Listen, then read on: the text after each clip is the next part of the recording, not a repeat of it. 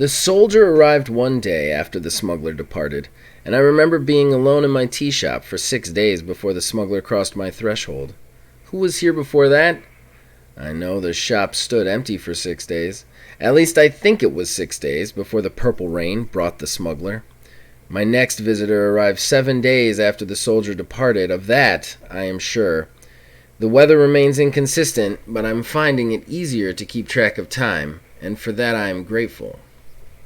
On the 7th day, I spotted a tall, thin man in fine clothes wandering out of the blue morning fog. I thought he came from the Dice Road, but the impenetrable cobalt mist obscured everything 30 feet beyond the cave's opening. Instead of coming to the shop, he sat down on a wide, flat boulder and stared into the waterfall. Hours passed by as sheets of silver-blue water descended in an unending torrent. For the first time, I noticed that if you stare into the falls long enough, you could see your reflection. Why hadn't I noticed that before?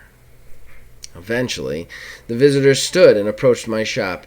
His hair, plastered against the scalp by either the heavy fog that still refused to lift or the spray flying off the waterfall, was white and thinning on top. His eyes, hidden behind thick-lensed glasses with golden wire frames, were light blue, the same shade as the fog. As he crossed the threshold and wandered towards the tea bar, I noticed his damp tweed suit was dripping on my polished bamboo floor. It was obvious he would want something hot to drink. I started heating the water. As the gentleman sat at the tea bar, I caught sight of him glancing at his golden wristwatch. "You left something unfinished. What remains undone?" The man's aged face grew long. He took off the watch and stared at it. "A career I always believed I would one day build, but never did. I wanted to be a judge a long time ago. I studied law in school and was at the top of my class. I even practiced for a few years, but I eventually returned to the university.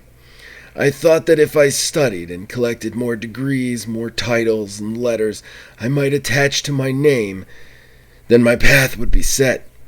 These things would help me become what I really wanted to be. I thought they would help me make a difference in the world. Instead, I studied and studied, and then I began to teach." He said the last word with such bitterness. The lantern hanging above our heads dimmed for a moment, and the moths fluttering around the light retreated from my tea shop.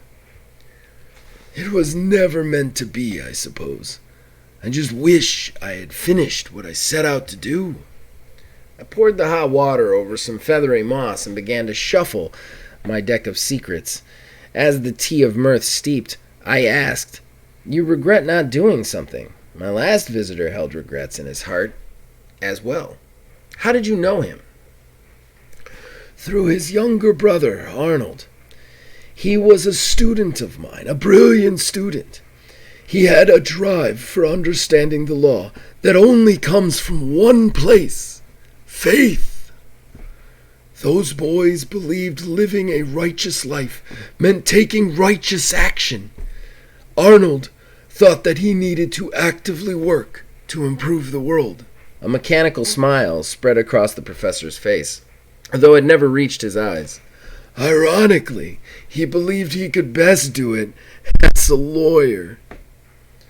I placed the deck of secrets on the bar and asked the visitor to pull a card from the top. When he turned it over, an antique rotary telephone was revealed. I poured my tea, and the steam rising from my visitor's cup covered his glasses in a fine glaze of condensation. As the aged professor cleaned his thick lenses with an embroidered handkerchief pulled from his coat breast pocket, I asked, "What is the last thing you remember?" He smiled and took a sip from his tea.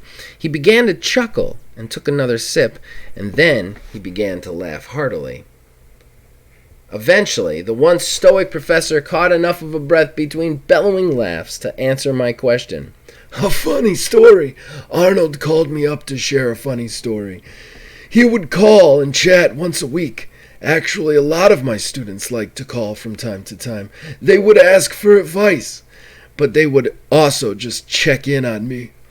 The last thing I remember was laughing so hard it brought tears to my eyes. Arnold had just told me a story about a loose cat in the courthouse and a bailiff failing over and over again to catch it. He tried to tell me the story, but as he drank his tea, the laughter grew. I nodded along politely, but it was impossible to cobble together a coherent tale in between the chuckles, hoots, and snorts. Despite not having any idea what the story was about, I joined my laughter to his. I couldn't help myself, and by the time he finished his tea, my belly was hurting from laughing so hard. I still don't know if they ever managed to get the cat out of the courthouse, but even as I write these words, I remember his rough, smoky laugh, and I can't help but chuckle. As he stood and picked up a briefcase I'm sure wasn't there before, I asked, "Who will remember you now that you walk this path?" Still chuckling, the sage and college professor said, "Certainly my students. As they work to change the world, I know they will think of me and the lessons I taught and the stories I told. Perhaps there is a subtle way, an unseen way, to act righteously." Before departing, the professor reached into his briefcase and pulled out a small box. He placed it on the tea bar and said, "From a former student's herb garden. Thank you for the tea and the laughs."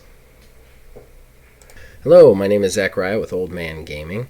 I am the narrator on this, which was Chapter 3 of Wizard's Respite's playthrough of The Last Tea Shop by Spring Villager. You can listen to Chapters 1 and 2 here on the channel. I've collected them all in a nifty little playlist. Or you can check out all of the written works that I've narrated at wizardsrespite.com for more information. There will be another chapter next week. Thank you for listening.